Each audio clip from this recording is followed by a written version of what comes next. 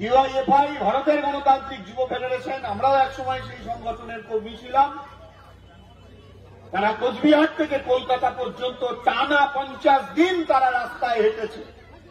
আমাদের বর্ধমান শহরেও সেই ইনসাফ যাত্রা এসেছিল। আমরা দেখেছি যে অসংখ্য মানুষ, শুধু যুবরা ছাত্ররা নয়, অসংখ্য মানুষ যারা দিল্লির মোদী সরকার, রাজ্যের মমতা সরকারের নাইনসাফির বিরুদ্ধে যারা ইনসাফ চায়, সেই সমস্ত মানুষ দুহাত তুলে আশীর্বাদ জানিয়েছে। তাই তারা এই পদযাত্রা শেষে আগামী রবিবার 7ই জানুয়ারি ব্রিগেড প্যারেড গ্রাউন্ডে সমাবেশের ডাক দিয়েছে। তারা বলেছে যে লড়াই করছে যুবরা, ছাত্ররা, শুধু তো তারা একা লড়াই করছে না, কলে কারখানার শ্রমিকরা লড়াই করছে, জমিতে কৃষক ক্ষেতমজুররা লড়াই করছে, গ্রামে মাস্টারমশাই কর্মচারীরা লড়াই করছেন, সমাজের সর্বস্তরের মানুষ লড়াই করছেন। এবং এই লড়াইয়ের বিভিন্ন রকম দাবি আছে, কিন্তু তার একটা সাধারণ কথা যে সবাইকে লড়তে হচ্ছে দুটো সরকারের অত্যাচারের বিরুদ্ধে, দুটো সরকারের নাইনসাফির বিরুদ্ধে।